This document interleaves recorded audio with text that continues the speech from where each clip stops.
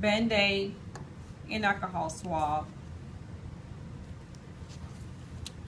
Okay, and that's very good. And before we get ready to go in the room, Amy, your patient, Mr. Baxter, he had called for some pain medication. And so in giving him his pain medication, I'm going to need you to get the patient chart and review and see what he can have for pain. I need to know what he can have for pain, when the last time he had that pain medicine, so we can know if he can receive it again. My patient name is Mr. John Baxter. He's a 79-year-old cancer patient, and he's receiving morphine every 4 hours for pain. He's not allergic to anything. He had the pain medicine at 8 o'clock this morning, and it's 12:10, so he can receive it again at this time. Tell me where you're going to give this medication. I decided I'm going to give it in his deltoid because he doesn't have very much muscle mass in the deltoid. It looks like it's going to be the best site to give it. And how many cc's can you give in this site 1 safely? 1 milliliter. Okay. Well, let's get ready to give this pain medicine here. Yes, ma'am. I'm going to need you to go ahead on, since you got your supplies ready, go ahead on and clean your hands, put the hand sanitizer on.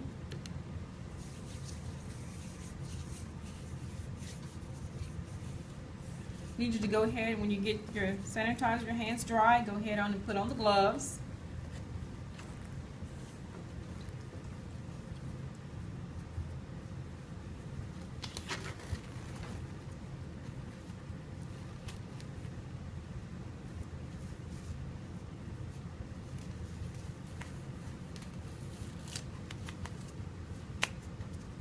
Amy is getting everything ready. She's getting her gloves on. She's getting ready to give her medication. We're going to go to Mr. Baxter's room. And as we talked about, you're going to want to introduce yourself to the patient and let him know who you are. Mr. Baxter, I'm Amy Johnson, and I'm here to get you some relief and give you your pain medication. Can you tell me and rate your pain on a scale of 0 to 10, with 10 being the greatest? How would you rate your pain? As a 9, okay, I'm here to give you some relief. Okay, Amy, she's already introduced herself to the patient. She's rated his pain, and she's going to check the armband to make sure that she's giving the medication to the right patient.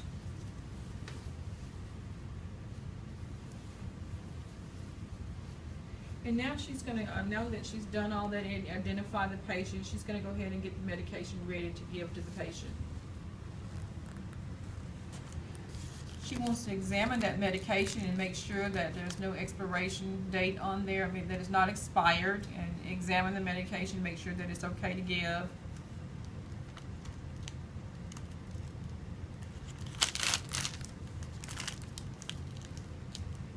She's getting her syringe out to get ready to give that medication.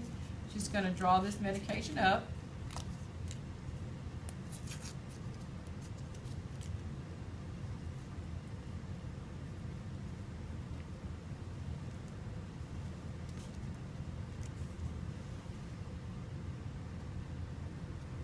And remember now, she's giving medication in the deltoid muscle, and you can only safely give 1 milliliter in the deltoid.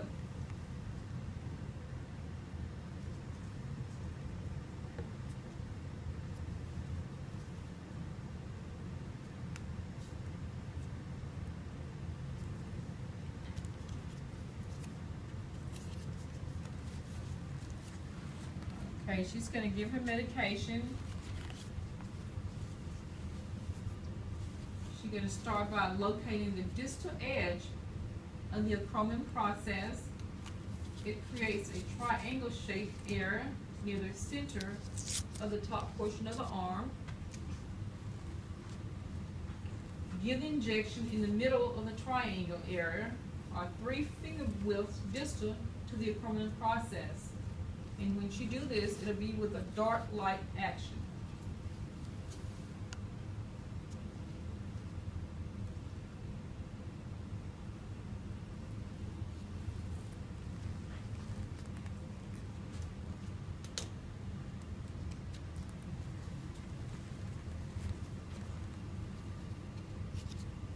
go ahead and put the Band-Aid on the patient. We're just going to review some steps that she did while she was giving that medication. She did remember to aspirate, checking the syringe, checking for blood, making sure that it is not in the vessel.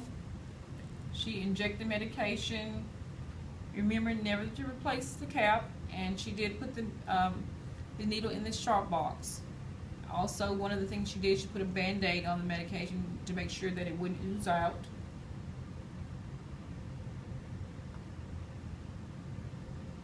Okay, one of the other errors that she can give an intramuscular injection is she could have gave the medicine into the ventral lateralis, and she's going to prepare to give an injection in that side as well.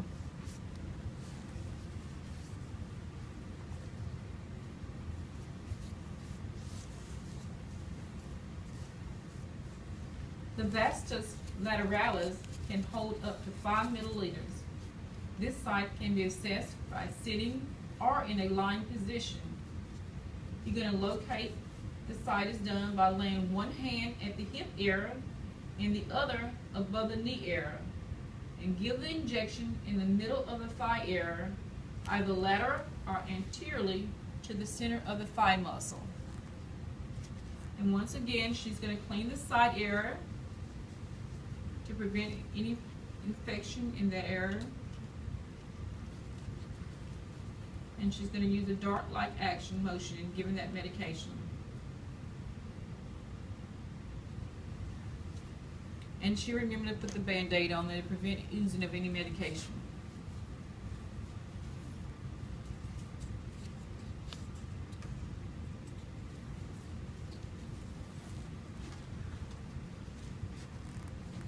Okay, Amy, you did a very good job in giving that medication. Thank you. Good job. I noticed you remembered to ask the patient about his rate, his pain, 0 from 1 to 10, so that was good. And now we're going to get ready to go to the post-conference, and we'll also review for the test on Friday.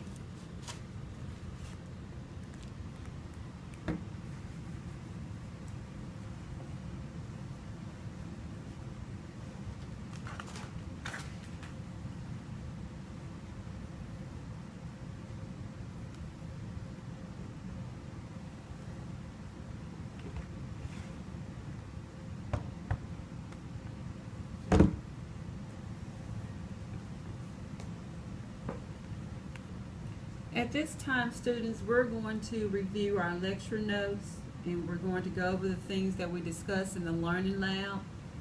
The objectives we talked about, we said we were going to talk about demonstrating IM injection sites and how to administer those medications. We were going to talk about the different parts of the syringe. We talked about the proper disposal of the needles and how we need to make sure we put those in the sharps container. We talked about choosing the correct needle size. We talked about safety measures when giving an IM injection, and we demonstrated the proper technique for administering the IM injection.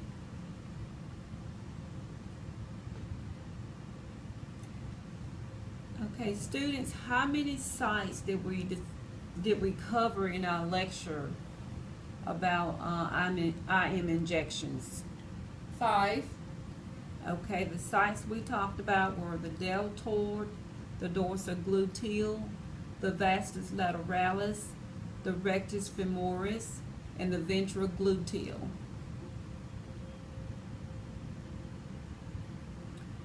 We also talked about the deltoid being the most often site to use for IM injections.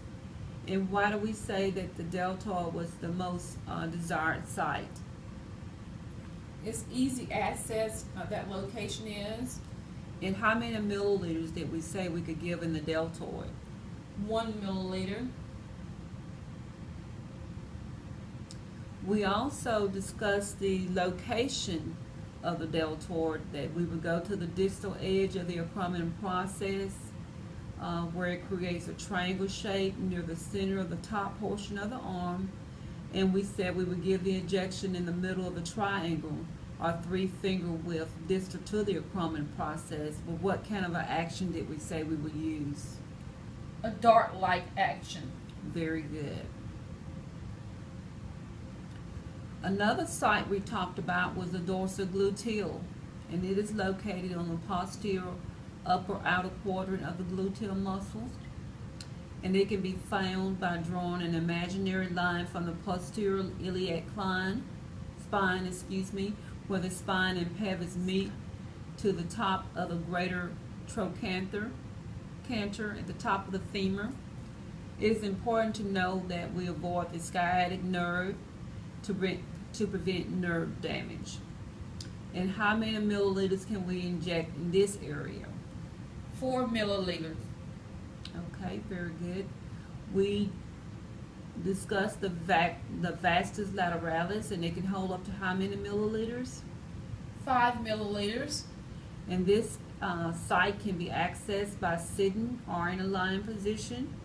We also discussed the location of the site. You can hold one hand at the hip area and the other above the knee, and you want to give the injection in the mid-thigh, either on the lateral or anterior center of the thigh muscle.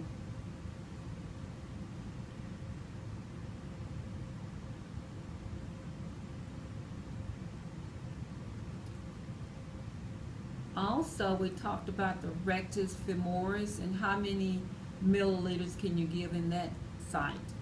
You can give 5 milliliters in the rectus femoris site. Okay. And this site also can be accessed by sitting or in a lying position.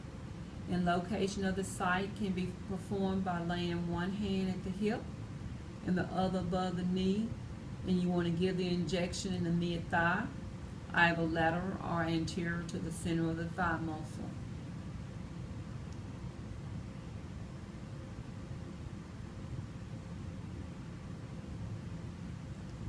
The other site we discussed today was the ventrogluteal site, and it can be found while the patient is lying or on their side, in the prone position, by locating the greater trochanter with one hand, laying on top of the area.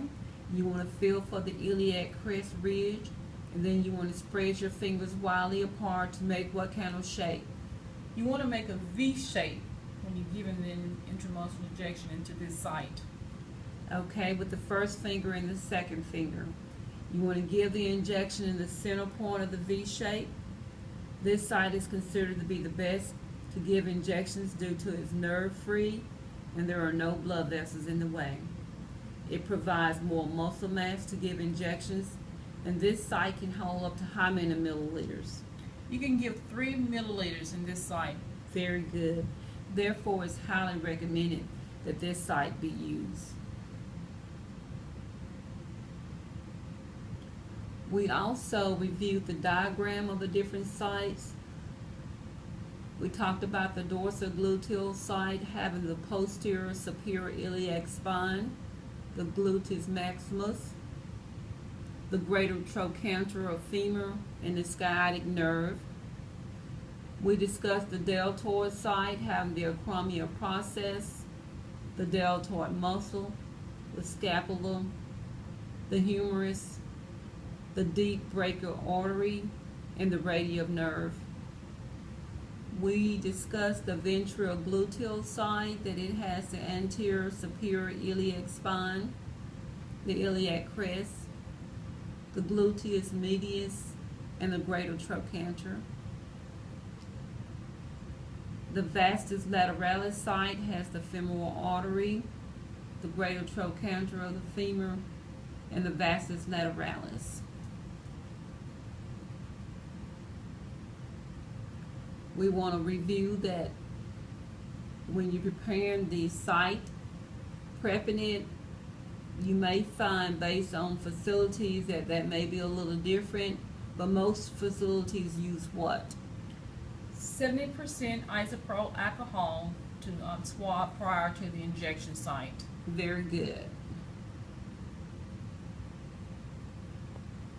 We talked about 2 different methods that you could use.